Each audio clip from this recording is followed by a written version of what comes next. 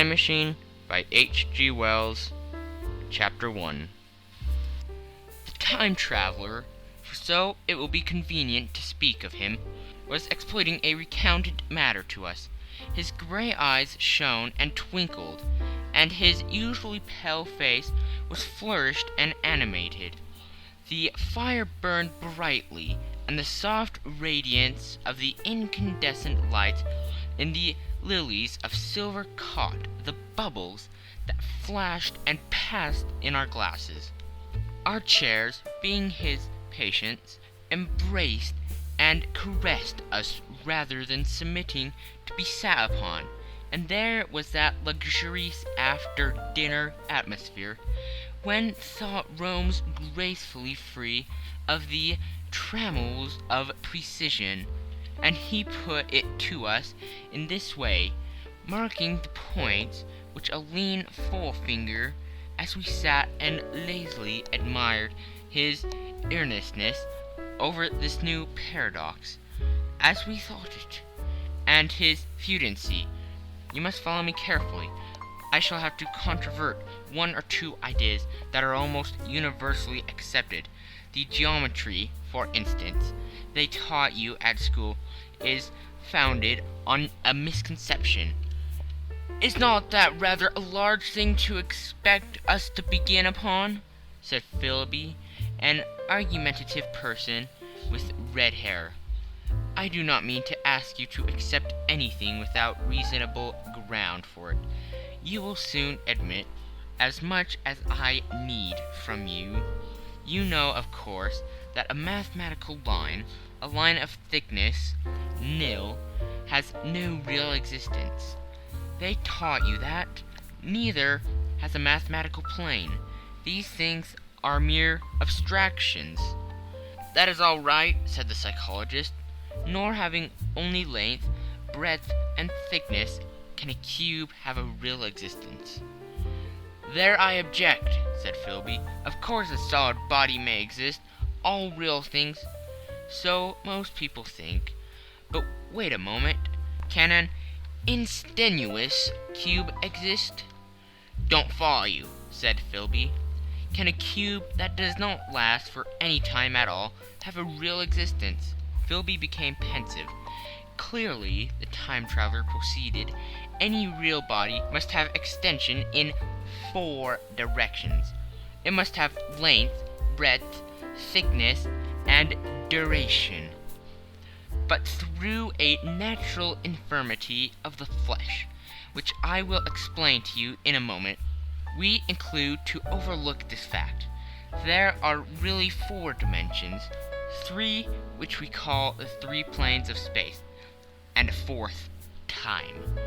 There is, however, a tendency to draw an unreal distinction between the former 3 dimensions and the latter, because it happens that our consciousness moves intermittently in one direction along the latter from the beginning to the end of our lives. "That," said a very young man, making spasmodic efforts to relight his cigar over the lamp, "that very clear indeed. Now, it is very remarkable that this is so extensively overlooked," continued the time traveler, with a slight accession of cheerfulness.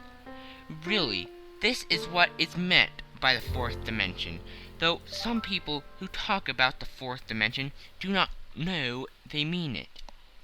It is only another way of looking at time.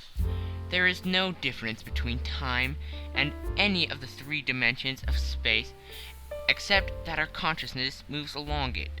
But some foolish people have got hold of the wrong side of that idea. You have all heard what they have to say about this 4th dimension?" "I have not," said the provincial mayor. "It is simply this, that space, as our mathematicians have it, is spoken of as having 3 dimensions, which one may call length, breadth, and thickness, and is always definitely by reference to 3 planes, each at right angles to the others. But some philosophical people have been asking why 3 dimensions, particularly. Why not another direction at right angles to the other 3, and have even tried to construct a 4-dimensional geometry. Professor Simon Newcomb was expounding this to the New York Mathematical Society only a month or so ago. You know how on a flat surface, which has only 2 dimensions, we can represent a figure of a 3-dimensional solid, and similarly, they think that by models of 3 dimensions, they could represent one of 4, if they could master the perspective of the thing. See? I think so, murmured the prospective mayor, and knitting his brows, he lapsed into an introspective state, his lips moving as one who repeats mystic words. Yes, I think I see it now, he said after some time, brightening in a quite transitory manner. Well, I do not mind telling you I have been at work upon this geometry of 4 dimensions for some time. Some of my results are curious. For instance, here is a portrait of a man at 8 years old, another at 15, another at 17, another at 23, and so on. All these are evidently sections, as it were, 3-dimensional representations of his 4-dimensional being, which is a fixed and unalterable thing. Scientific people produce the time traveler after the pause requiring for the proper assimilation of this, know very well that time is only a kind of space. Here is a popular scientific diagram, a weather record. This line I trace with my fingers shows the movement of the barometer. Yesterday it was so high. Yesterday night it fell. Then this morning it rose again, and so gently upward to here. Surely the mercury did not trace this line in any of the dimensions of space generally recognized, but surely it traced such a line, and that line, therefore, we must conclude, was along the time dimension. But, the medical man, staring hard at a coal in the fire, if time is really only a 4th dimension of space, why is it, and why has it always been, regarded as something different? And why cannot we move in time as we move about in the other dimensions of space? The time traveler smiled. Are you sure we can move freely in space? Right and left we can go, backward and forward, freely enough, and men have always done so, I admit. We move more freely in 2 dimensions, but how about up and down? Gravitation limits us there. Not exactly, the medical man.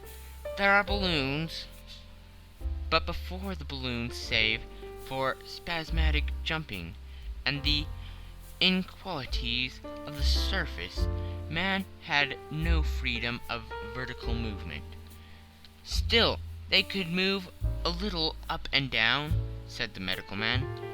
Easier, far easier down than up.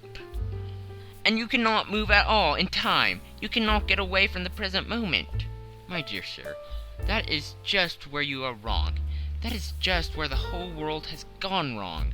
We are always getting away from the present moment. Our mental existence, which are immaterial and have no dimensions, are passing along the time dimension with a uniform velocity from the cradle to the grave, just as we should travel down if we begin our existence 50 miles above the Earth's surface. But the great difficulty is this, interrupted the psychologist. You can move about in all directions of space, but you cannot move about in time. That is the germ of my great discovery. But you are wrong to say that we cannot move about in time. For instance, if I am recalling an incident very vividly, I go back to the instance of its occurrence. I become absent-minded, as you say.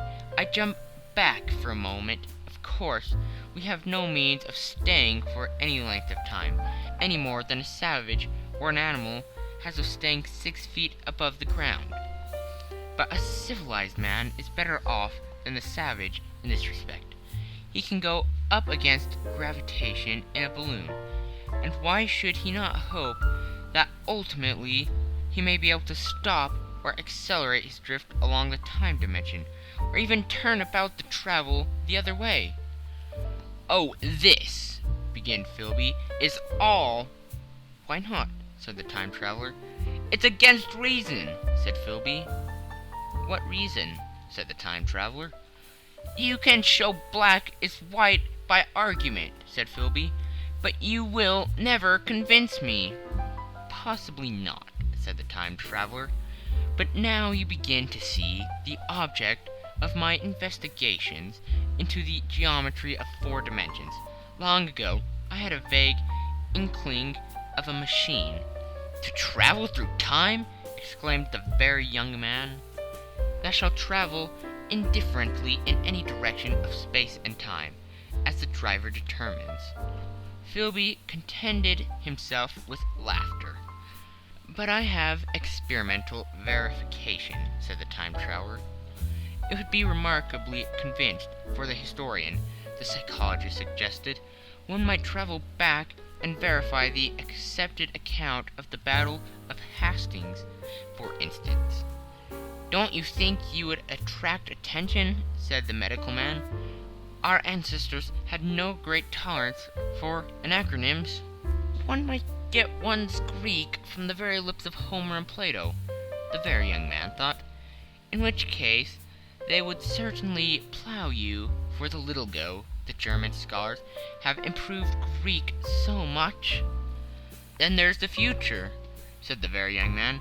"Just think! One might investigate all one's money, leave it to accumulate at interest, and hurry on ahead." "To discover a society," said I, "erected on a strictly communistic basis." "Of all the wild, extravagant theories—" began the psychologist. "Yes, so it seemed to me, and so I never talked of it until—" "Experimental verification!"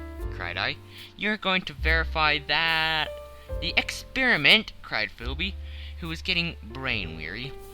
"Let's see your experiment anyhow," said the psychologist, "though it's all humbug, you know." The time traveler smiled round at us. Then, still smiling faintly, and with his hands deep in his trouser pockets, he walked slowly out of the room, and we heard his slippers shuffling down the long passage to his laboratory. The psychologist looked at us. "I wonder what he's got." "Some sleight-of-hand trick or other," said the medical man, and Philby tried to tell us about a conjurer he had seen at Burslem.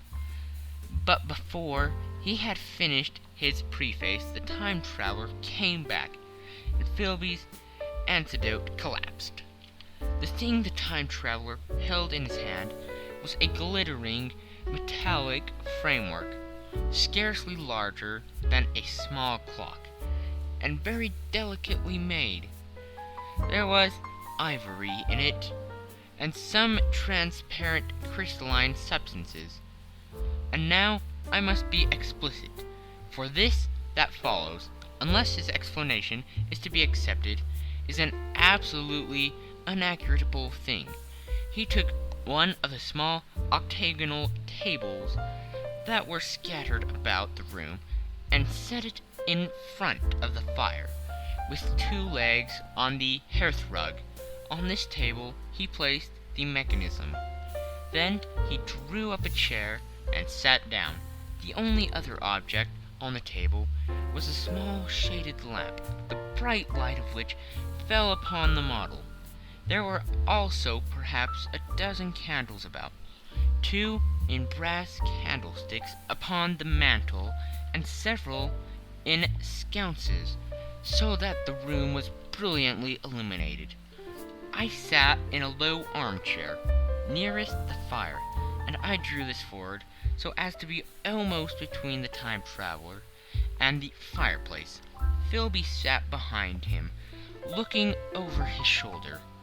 The medical man and the provincial mayor watched him in profile from the right, the psychologist from the left. The very young man stood behind the psychologist. We were all on alert. It appears incredible to me that any kind of trick, however subtly conceived and however adroitly done, could have been played upon us under these conditions. The time traveler looked at us, and then at the mechanism. "Well," said the psychologist. "This little affair," said the time traveler, resting his elbows upon the table and pressing his hands together above the apparatus, "is only a model. It is my plan for a machine to travel through time. You will notice that it looks singularly askew, and that there is an odd twinkling appearance about this bar, as though it was in some way unreal." He pointed to the part with his finger. "Also, here's one little white lever, and here's another." The medical man got up out of his chair and peered into the thing. "It's beautifully made," he said. "It took 2 years to make," retorted the time traveler. Then, when we have all imitated the action of the medical man, he said, "Now I want you clearly to understand that this lever, being pressed over, sends the machine gliding into the future, and this other reverses the motion. This saddle represents the seat of a time traveler. Presently I'm going to press the lever, and off the machine will go. It will vanish, pass into future time, and disappear. Have a good look at the thing. Look at the table too, and satisfy yourselves. There is no trickery.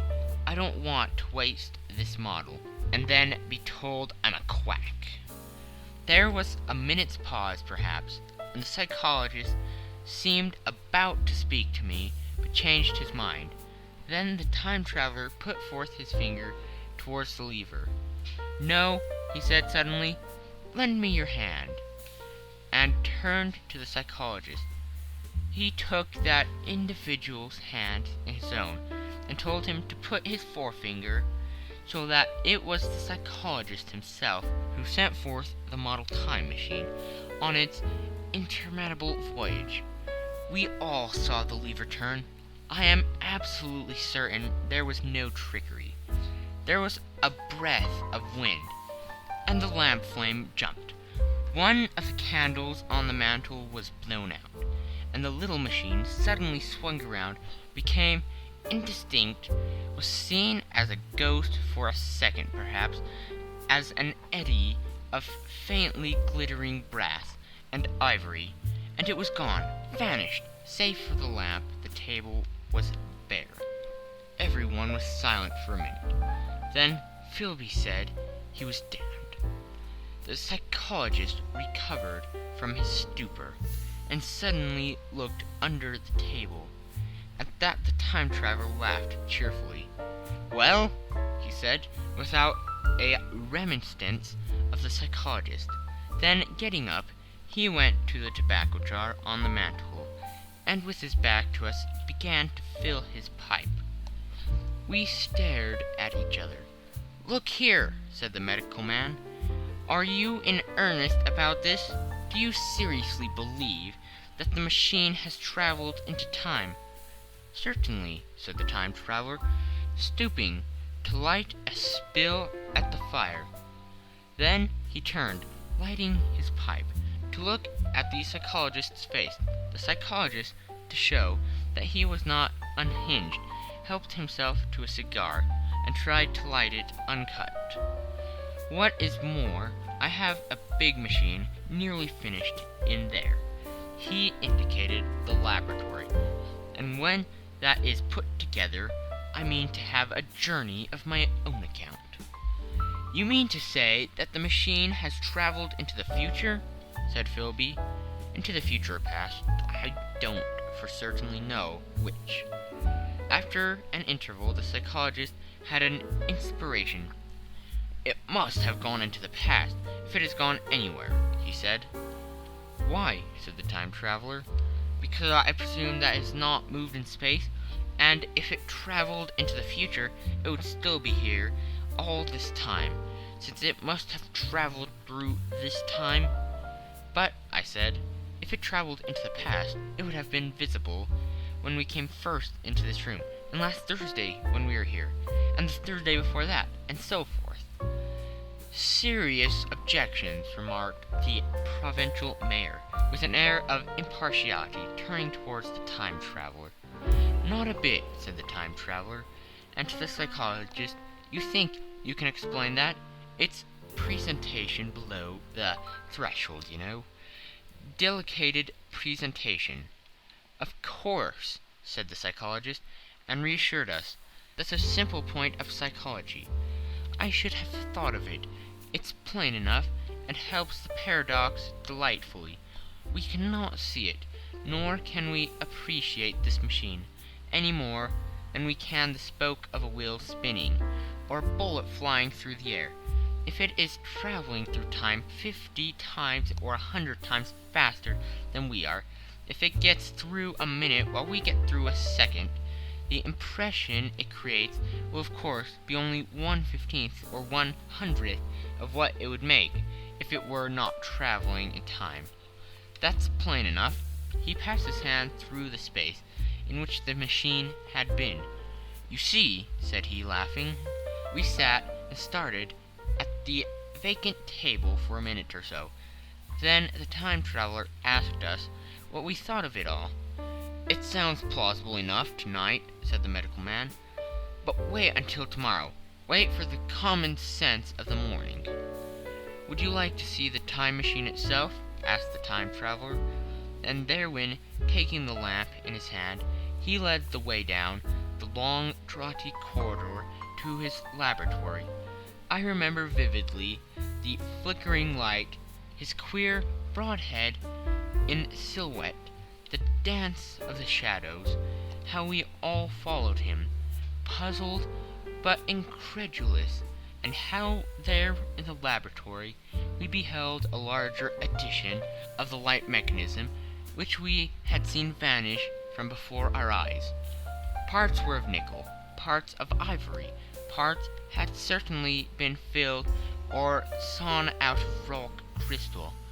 The thing was generally complete, but the twisted crystalline bars lay unfinished upon the bench beside some sheets of drawings, and I took one up for a better look at it.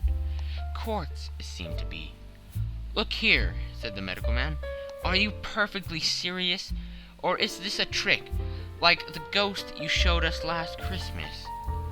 "Upon the machine," said the time traveler, holding the lamp aloft, "I intend to explore time.